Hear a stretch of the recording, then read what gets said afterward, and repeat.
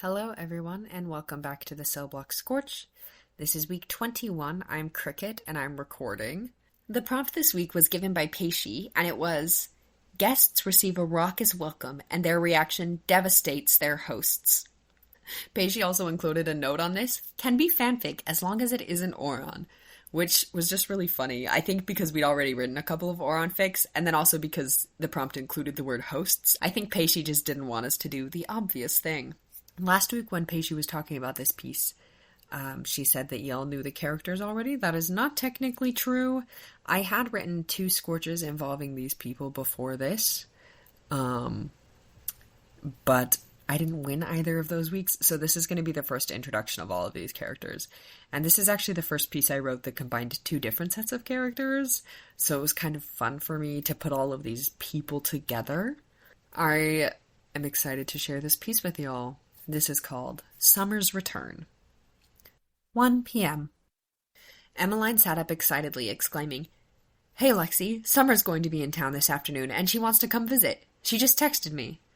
Lexi dropped her pencils on the table in frustration, looking at the unfinished drawing in her sketchbook. "Em, you promised not to move. The light was perfect." "Hey now." Emmeline's boyfriend Tizo spoke slowly, like he always did, reaching with his arms and arching his back in a great stretch. "Don't you think Summer coming to visit is more important than your drawing?" She smiled up at him. "Tizo, not you too. Just Em, maybe we could have reset the frame, but now you've moved and I'll never get it back. You two looked so cute too." And they had.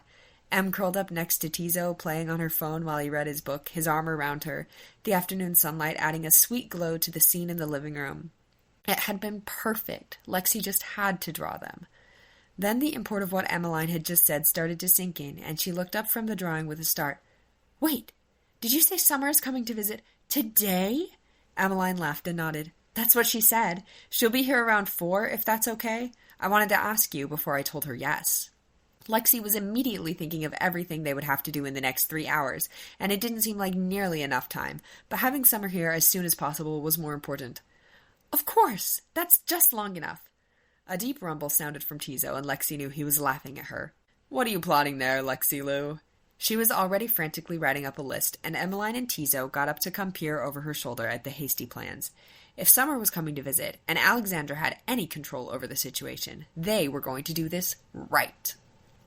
3 p.m. Tizo was mixing a bowl of double chocolate cookie dough, M's signature lasagna was cooking in the oven, with garlic bread waiting its turn, and Lexi was putting the final touches on a lime green poster with "Huzzah, Summer!" written in the middle of it, and all sorts of silly doodles surrounding that. It wasn't a holiday, or a birthday, or anything, but roommates' rules decreed that every party had to have a poster or a banner of some sort, and she wasn't going to fail on this one. They had even managed to scrounge up a half-gallon of Summer's favorite jalapeno bacon ice cream at the store. Em was busy putting together a playlist of some of Summer's favorite songs and artists, so that nobody would have to worry about trying to DJ while they were catching up. With such short notice and just the 4 of them, they knew it wasn't going to be a huge party, but that would suit Summer anyway. She wasn't one for big gatherings. "Hey," Alexandra spoke hesitantly, not really sure who she was talking to. "What do you think has been happening with her anyway? I mean, she just moved out so suddenly, and then she hasn't answered any of our calls or messages since then, and now she's dropping by. It's all just so odd." She was shading in one of the Z's, the progression of the color across the space helping to calm her nerves. Emmeline said distractedly, scrolling her phone, looking at music. "I'm not really sure." It was Tizo who reacted, almost dropping the spoon he was mixing with. "What? She hasn't answered anything since she moved out? Emmy, Lexi Lou, it's been 5 months. Weren't you worried?" Lexi could tell by the uncharacteristic strain in his voice that he was worried too. Emmeline just shrugged, but she moved over next to him and started rubbing his back with her free hand. "Of course we've been worried, Tizo, but I don't really know what we could have done about it." Lexi was telling him the truth. They didn't even know why Summer had moved out so abruptly or why she didn't respond to them. Calls, texts, emails, nothing. Occasionally, she'd send a short, "Hey, I'm fine, thanks," or something, but it was always unprompted and she never answered back even if they replied right then. Lexi had even done some digging through a few of her more unconventional methods, but she hadn't turned anything up, positive or negative. Other than her sporadic messages, Summer had vanished. So to suddenly hear that she was in town and coming over was more than a little unprecedented. 4:07 p.m. The doorbell finally rang, and Emmeline and Alexandra rushed over to open it, shouting, "Summer!" Tizo, ever the contrarian, and never one to let a chance pass to use his weird nickname, shouted from behind them, "Murray!" Summer was standing on the porch with her arm around another girl who was leaning heavily on her. Lexi couldn't see her face because her electric blue hair was covering it. Summer's eyes widened slightly as she took in the music and the good smells wafting out of the apartment. Then she looked back at the three standing in the doorway and burst into tears. They stood for a moment in silence, shocked, before Lexi snapped into action. Hey, come on inside, Summer, let's go," she murmured, stepping out to meet her and to help her and the other girl walk in. Whoever it was that Summer had brought with her was not doing well, although there was nothing visibly wrong with her. There was a strange supernatural humming coming from both of them, though, which worried her. Summer had never had any dealings in the mystical the whole time Lexi had known her, probably never in her life. So showing up now after 5 months of radio silence and thrumming with magical energy, Em, not fully understanding it, could still see the concern shining from Lexi's face. Tizo shut the door behind them, and Emmeline moved to help support Summer's friend on the other side. The four girls shuffled over to the couch and helped Summer and the other girl sit down. Tears were still streaming down Summer's face, and she was sniffling. Lexi moved to prop Summer's friend up, brushing her hair out of her face, and gasped, "Leora!" before she could stop herself. Summer looked at Alexandra hopefully. "So you do know the Lady Everly? Oh, good," she sniffled, rubbing her nose. Lexi reeled internally as she made sure Leora had some cushions to lean on, watching her shallow breathing. Summer showing up back here with a badly hurt Leora, of all people, and calling her the Lady Everly? She was in deep somehow. Emmeline finally spoke then, telling Summer they were going to go get her some food, but they'd be right back. She tossed a meaningful look Lexi's way, which she knew meant they were about to have an emergency conference.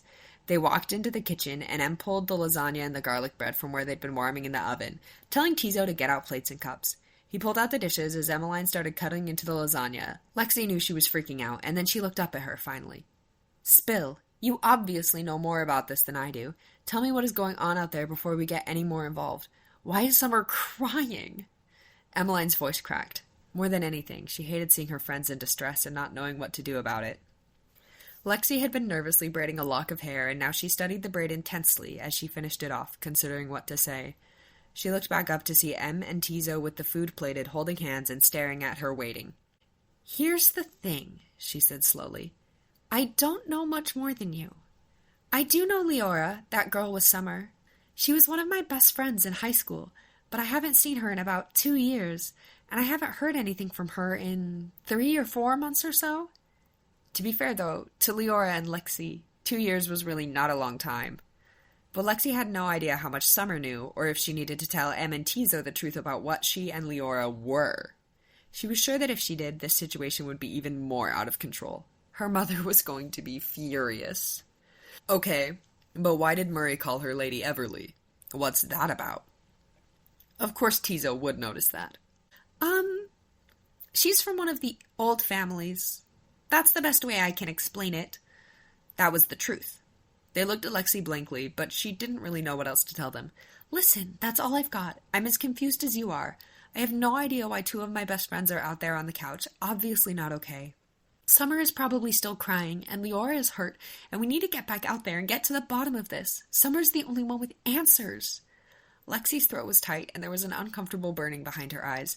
She didn't want to cry. She hated crying. It was so uncomfortable, and she had only picked up the habit after she met Leora.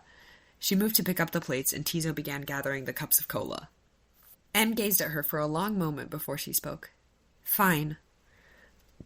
She grabbed forks out of the drawer and moved to lead the way back to the front room. 5:15 p.m.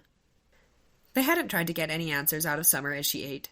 Instead, they chatted idly about what they'd been up to, their classes, the terrible dates Lexi had been on, how some of their other friends were doing.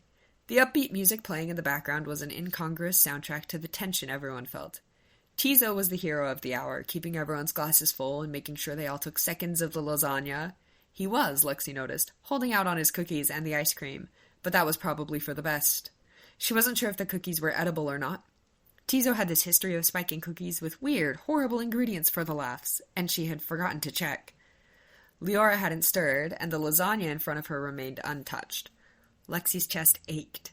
Anything that could put Leora in that terrible condition was not good news. Summer, having finally stopped crying, put down her fork as she finished her last bite and said, voice wavering, "I'm so sorry, I've just been crying. I was just so relieved to be home, and I missed you both so much, and there's a lot going on right now, I guess." She trailed off, glancing uncertainly first at Leora, then at Lexi. "We need an explanation," Emmeline smiled, a half smile, but her forehead creased with worry. Summer nodded, but she was still looking at Alexandra as if asking for permission. Lexi knew then that there was no going back. Tiso, you ready for this to get really weird? Because you have to believe everything Summer is about to say without calling her crazy and without asking questions until the end." Lexi rarely looked at people as seriously as she was then, and Emmeline and Tiso tensed. She was not above occasionally calling on her heritage and the imposing aura that came with it, and this was one of those moments. "You must promise. If you cannot do that, then you need to leave. Now." Tiso and Em looked at each other. In that way they did. Lexi could tell they knew the gravity of the situation and how weighty this promise would be.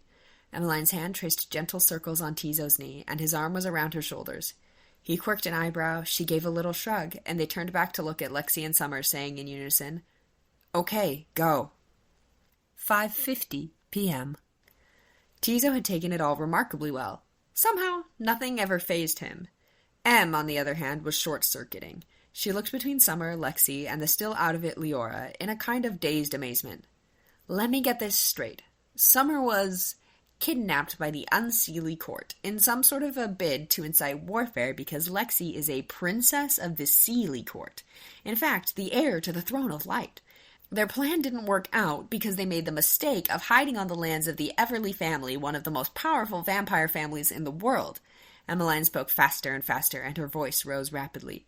This was a mistake, since Leora, one of their most outspoken members, is dear friends with our Alexandra, but the only way to save Summer involved, for some reason, transforming her into a dryad. There was also battling involved, and then you came here, to us, to tell Lexi what is going on in her world, and to get help for Leora? Emmeline dissolved into peals of hysterical laughter, clutching Tiso's shirt like he was the only solid thing left in the world. How am I supposed to believe this? You swore an oath, Emmeline Beaufort, Lexi said, power crackling in her voice and under her skin, and an oath made to Alexandra Edelrich, heir of the Seelie throne, is not one to be broken. Everything Summer has said is the truth. Believe her. Believe me. Em and Tiso leaned back away from her imposing aura and the ice in her voice. Softening, Lexi said, We've been friends for 3 years, Em. Believe us. I know it's a lot, but believe us. Tiso spoke then. So what now? Now, Lexi said, we pay a visit to my mother, and then we'll call on the Unseelie court. Her Highness, Queen Minoriel, owes us an explanation. What's up, inmates? This is Paisley with some quick judge comments.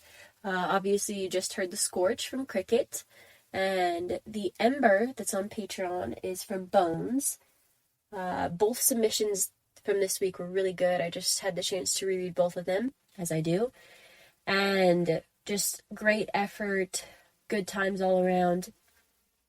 As a judge, it's really tough, especially because we're not deciding, oh, this writing is better than the other one. It's actually, I like this better than the other one.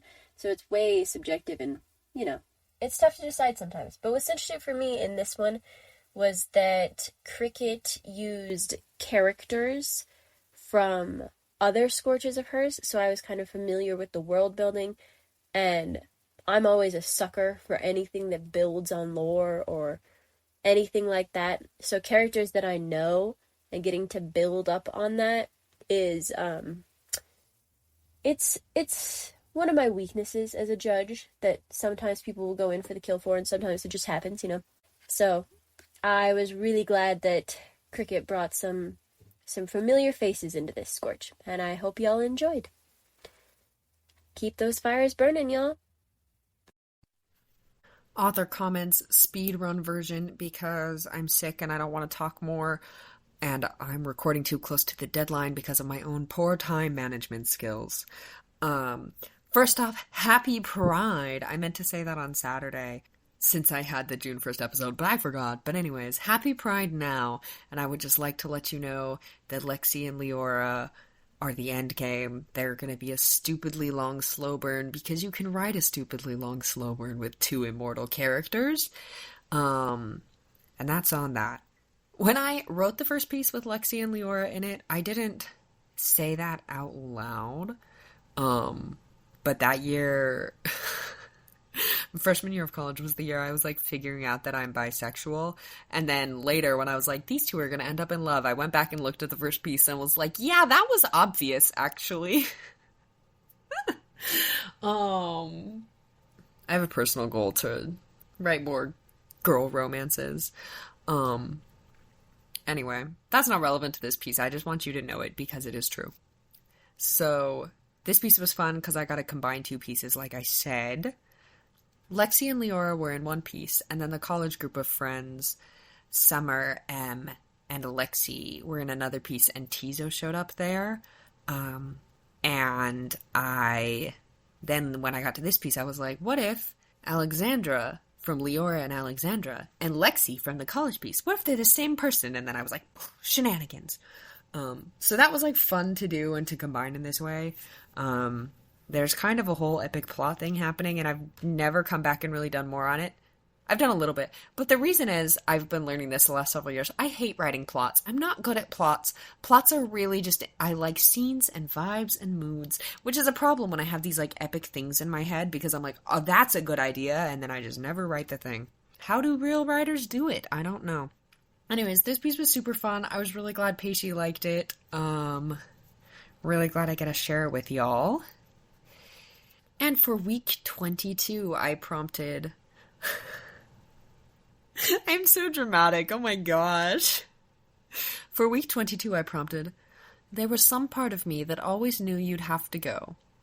And I'm excited about that. I'm so excited about this piece. It's so good. That's all I've got, y'all. Support queer kids and trans rights, and have a good Pride Month. Keep those fires burning. The Cellblock Scorch is a production of Stellacore, an independent group of nerds sharing their obsessions with the world.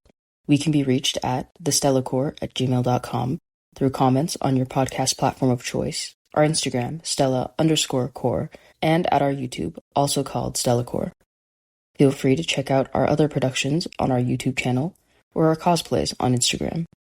If you would like to support our creative endeavors, you can give a one-time tip to the Ko-Fi of the writer of your favorite Scorches, or check out our Patreon, linked in the show notes.